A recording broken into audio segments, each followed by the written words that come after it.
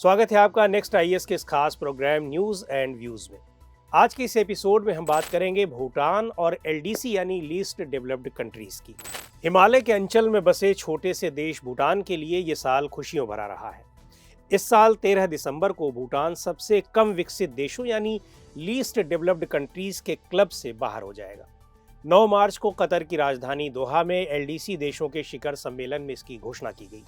United Nations की भाषा में कहें तो भूटान अब एलडीसी लिस्ट से ग्रेजुएट हो जाएगा। इस क्लब से बाहर निकलने वाला भूटान अब 7वां देश बन जाएगा।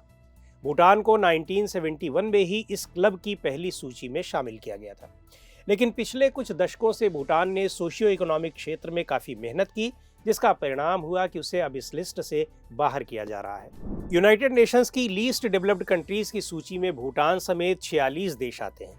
भूटान के हट जाने के बाद इस सूची में 45 देश ही रह जाएंगे। ये दुनिया के सबसे गरीब देश होते हैं। इन देशों को यूनाइटेड नेशंस की ओर से आर्थिक, तकनीकी सहित कई सेक्टर्स में मदद के लिए प्राथमिकता दी जाती है। इन देशों में एशिया से अफगानिस्तान, बांग्लादेश, भूटान, नेपाल, म्यांमार समेत 9 देश शामिल हैं। इस क्लब में सबसे ज्यादा 33 देश अफ्रीका कॉन्टिनेंट से हैं। एलडीसी की लिस्ट में आने का फायदा ये होता है कि ये देश डेवलप्ड कंट्रीज में ड्यूटी फ्री और कोटा फ्री ट्रेड कर सकते हैं। यानी विकसित देशों में जब ये अपने सामान एक्सपोर्ट करेंगे तो इन्हें किसी तरह का टैरिफ या शुल्क नहीं देना पड़ेगा।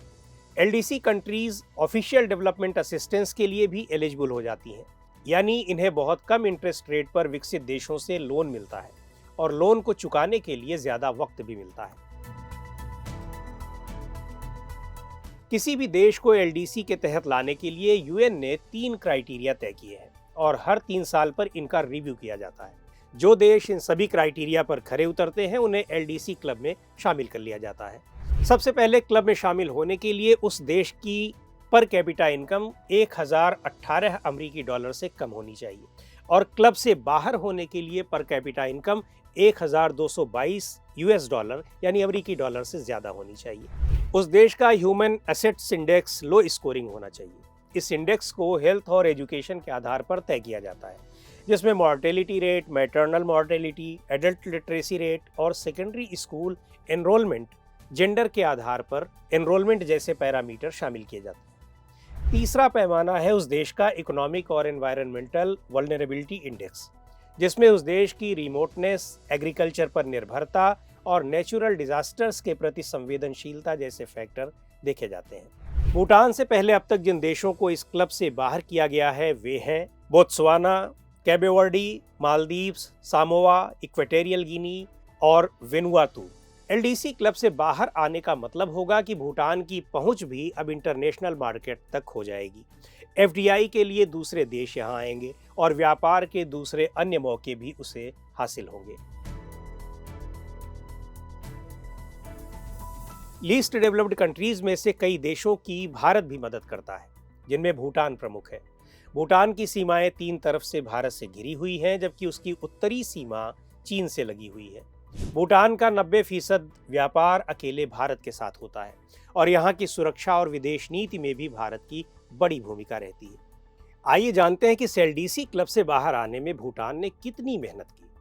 पिछले 20 साल में भूटान ने अपनी अर्थव्यवस्था को औसतन 7% की दर से 8 गुना बढ़ाया है। साल 2000 में यहाँ की इकॉनमी जहाँ $300 मिलियन थी, वो 2017 तक $2.53 बिलियन तक पहुँच गई। यही नहीं, भूटान में इस दौरान गरीब लोगों की संख्या में भी काफ़ी कमी आई है। 2003 में यहाँ 17.8% लोग गरीब थे और 2017 में गरीब लोगों की संख्या महज 1.5% रह गई। भूटान में गरीबी का पैमाना लोगों की पर डे इनकम के आधार पर तय होता है। पिछले कुछ समय में भूटान ने भारत में हाइड्रो पावर एक्सपोर्ट को भी खूब बढ़ाया है, जिसकी वजह से उसे काफ़ी आर्थिक लाभ हुआ।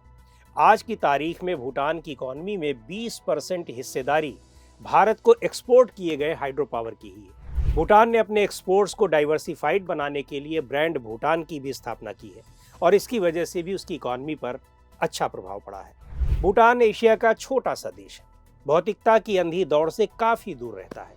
यहाँ लोग मॉरल वैल्यूज़ के आधार पर जीवन जीते हैं और खुश रहते हैं। हिमालय में स्थित ये छोटा सा देश ग्रॉस नेशनल हैप्पीनेस इंडेक्स यानी GNH इंडेक्स के लिए दुनिया भर में जाना जाता है। देश के हालात में व्यापक पैमाने पर सुधार के पीछे ये इंडेक्स भी है, जो लोगों की खुशहाली को महत्व देता है। 1972 में भूटान के सम्राट जिग्मे सिंगमे वांगचुक ने GDP की जगह ग्रॉस नेशनल हैप्पीनेस इंडेक्स को लागू किया। यहाँ सभी मंत्रालयों की जिम्मेदारी है कि लोगों की समस्याएं सुलझाएं और जीवन स्तर ऊंचा उठाने के लिए काम करें। भूटान में हैप्पीनेस इंडेक्स को 4 पैरामीटर्स पर मापा जाता है: कल्चरल वैल्यूज का संरक्षण, पर्यावरण का संरक्षण, सतत विकास यानी सस्टेनेबल डेवलपमेंट और बेहतर प्रशासन। भूटान में इंटरनेट और टेलीविजन को 1999 में जाकर इजाजत दी गई, इससे पहले नहीं। 1970 में पहली बार किसी विदेशी पर्यटक को यहाँ आने की इजाजत दी गई।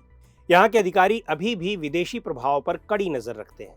यहाँ युवा आबादी काफी ज्यादा है और देश दुनिया में हो रहे बदलाव का असर अब इन युवाओं पर भी देखा जा रहा है, जो बड़ी तेजी से सोशल मीडिया की ओर रुख कर रहे हैं। लीस्ट डेवलप्ड कंट्रीज की सूची में से भूटान के अलग होने के बाद अब इस क्लब में 45 देश बचेंगे। हालांकि कई देश जानबूझकर इस क्लब से अलग नहीं होना चाहते, क्योंकि इससे उन्हें संयुक्त राष्ट्र की ओर से फाइनेंशियल एड के अलावा अन्य कई तरह की मदद नहीं मिल पाएगी।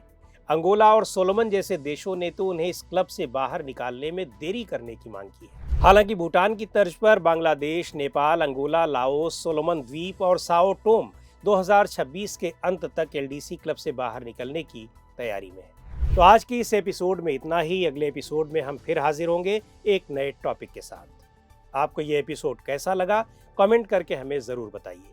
आप अपने सुझाव भी हमें भेज सकते हैं।